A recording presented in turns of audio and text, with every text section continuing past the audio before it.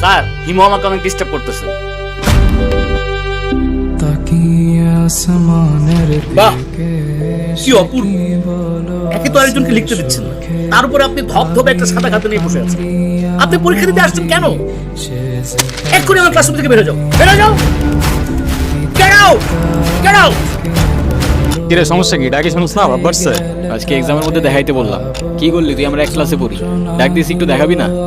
কি বললি উল্টা স্যারে বলে দিলি, কেন এটা কেন করলি? হ্যাঁ এই ও তোমাকে কেন দেখাবে? ও তোমাকে কেন দেখাবে? তোমার নিজের কি ব্রেন নাই? তোমার কি জ্ঞান বুদ্ধি কিছু নাই? তুমি বাসা থেকে পড়াশোনা করে আসতে পারো না? তুমি চুপ থাকো, আমি তোমার সাথে কথা বলতেছি। কেন ও কেন চুপ থাকবে? আর ও তো ঠিকই বলছে, তুই বাসার থেকে লেখাপড়া করে আসতে পারছ না। তুই কিন্তু মুখে মুখে কথা বলতেছিস। হ্যাঁ করতেছি তো, কি হয়েছে? কি করবি তুই?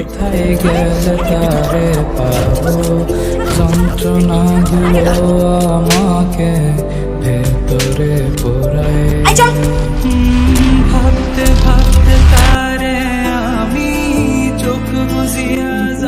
ইরা, কি ব্যাপার রকি, কিছু বলবা?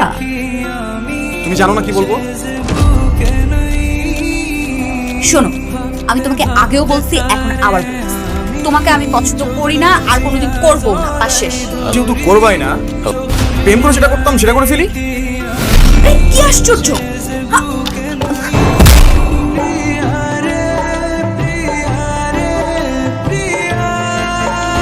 ওই তোর সাহস কত বড়?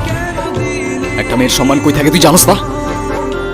এরপর থেকে যদি এরকম করার কথা কখনো ভাবস, বিজারে বইলা তোরে কেমনে ক্যাম্পাস থেকে বের করতে আমার খুব ভালো করে জানাস। হিমু, ধন্যবাদ তোমাকে।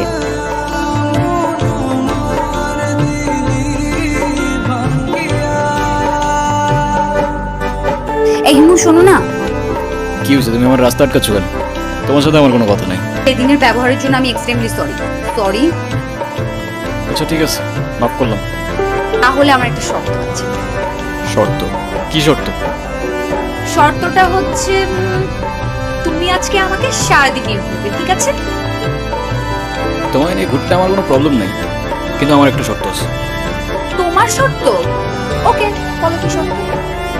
আমরা ঘুরবো ঠিক আছে, কিন্তু সেটা পায়ে হেঁটে, কারণ পায়ে হেঁটে ঘোরার মতো মজা আর অন্য কিছুতে নেই। আচ্ছা আচ্ছা ঠিক আছে, তাই হবে। মেলা দেখি চোখে পানি নাই, রক্ত জমা হইছে কালো, তবু তুমি থাকো ভালো। কষ্টগুলো তুমি বাদামের খোসা সহ কেন খাচ্ছ? বাদামের খোসা ছাড়াইতে আমার কাছে ঝামেলা মনে হয়, আর এমনিও এভাবে বাদাম খাওয়ার মধ্যে আলাদা একটা ফ্লেভার আছে। দেখি চোখ দুইটা মেলা দেখি চোখে পানি নাই। এই হিমু, তোমার এই যে চুল, এগুলো যে এত এলোমেলো অগোছালো, সবসময় দেখলে একদম তোমাকে পাগল মনে হয়। এ মামা রাখেন তো একটু, রাখেন রাখেন। এরা আমার না মনে হয় এখন যাওয়া উচিত, বাবার শরীরটা খারাপ। উচিত মানে কি? এক্ষুনি যাবে? যাও যাও যাও, তাড়াতাড়ি যাও। আচ্ছা তুমি সাবধানে যাও তাহলে। আচ্ছা এই এটা দাও। এগুলো কেন? এগুলো তোমার, তোমার জন্য কিনেছি। আমার মানে? তোমার জন্য মানে এগুলো আমি তোমার জন্যই কিনেছি। নিজে থেকে তো কখনো কিছু কিনবে না, থাকবে পাগলের মতো অবস্থা। এখন থেকে তোমাকে গুছিয়ে দেওয়ার দায়িত্বটা আমি নিলাম। তুমি সাবধানে যাও। এই মামা চলেন।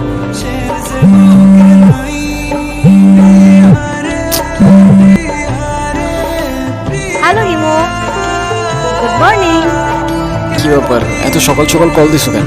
সকাল 9টা বাজে, 10টার দিকে আমাদের ক্লাস শুরু হয়ে যায়। আরে আমি কখনো টাইম মতো ক্লাসে গেছি নাকি? শোনো, এমনি এমনি আসলে কিন্তু হবে না। কালকে তোমাকে আমি যা যা কিনে দিয়েছি ওগুলো পরে পরিপাটি হয়ে তারপরে আসবে, ঠিক আছে? আচ্ছা ঠিক আছে। ওর বউ।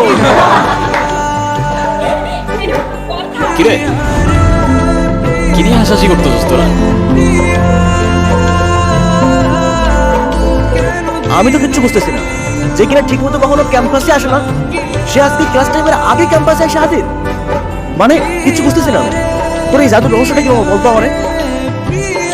আছে এক জাদুকর, যে তার রহস্যময় জাদু দিয়ে চেঞ্জ করে বলছে আমাকে। মানে সেই জাদুকরটা কে? আমাদেরকে বল, আমরাও একটু শুনি। আরে কিছু জিনিস থাক না গোপন, some things are meant to be kept secret. তুমি শোনো না, তুমি কি আমাকে তোমার লাইফের অনেক ইম্পর্টেন্ট কোনো পার্সন মনে করো?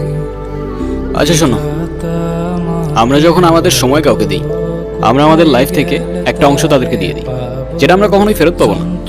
তো যেহেতু আমি তোমার সাথে অনেক সময় কাটাই, তো তার মানে এটাই তুমি আমার লাইফের ইম্পর্টেন্ট একজন, আমার অনেক ভালো বন্ধু প্লাস আমার বেস্ট ফ্রেন্ড। কিরে ইরা কই রে, দেখছস তোরা? কই, আমরা তো এখানে অনেকক্ষণ যাবত বসে আড্ডা দিচ্ছি, এরাকে তো দেখিনি। আচ্ছা থাক তোরা, দেখে আসি আমি। আমাকে বলো কোথায় গেলে তারে পাবো, যন্ত্রণাগুলো হ্যালো হিমু। আমি এতদিন তোমাকে কতগুলো কল দিছি, কল ধরো নাই কেন? কি হয়েছে তোমার? আরে তোমাকে আমি সব বলবো, তোমাকে একটা গুড নিউজ দেওয়ার আছে। আগামীকাল সন্ধ্যায় দেখা করতে পারবে? হ্যাঁ পারবো, আমারও তোমাকে অনেকগুলো কথা বলার আছে, কিন্তু কোথায় দেখা করতে আসবো? কোথায় দেখা করতে হবে টেক্সট করে জানিয়ে দেবো। এতদিন কোথায় ছিলা তুমি? তোমাকে আমি পাগলের মতো বুঝছি কয়দিন। হিমু, মাঝে মাঝে কিন্তু হারিয়ে যাওয়া আমদান্ত কিছু না, ভালো। তো তুমি আমাকে পাগলের মতো কেন খুঁজছিলে? আছে কিছু কারণ। আরে কি কারণ বলবা তো বাবা। আচ্ছা এত লুকোচুরি করে কি আছে? আমারটা বাদ দাও, তুমি না বললা কি একটা গুড নিউজ আছে, ওটা বলো। আচ্ছা একটা কারণ, শেষ কথাটা না হয় শেষেই বললাম। তুমি যেটা বলতে চাইছো বলো। আমি তোমাকে ভালোবাসি ইরা। ভালোবাসি মানে? হ্যাঁ ইরা, আমি তোমাকে ভালোবাসি। সেই ছন্ন ছাড়া হিমু আজকের হিমুতে পরিবর্তন হয়েছে শুধুমাত্র তোমাকে ভালোবাসি বলে। হিমুর জীবনে ইরা না আসলে এই জীবন কখনো পসিবলই হইতো না। এতদিন আমি কিছু বলতে পারিনি ভয়ে যে আমাদের ফ্রেন্ডশিপটা নষ্ট না হয়ে যায়, কিন্তু আমি আর পারতেছি না ইরা। আমাকে ভুল বুঝো না তুমি, আমি শুধু আমাকে পরিবর্তন না, তোমার জন্য যে কোনো কিছু করতে পারি।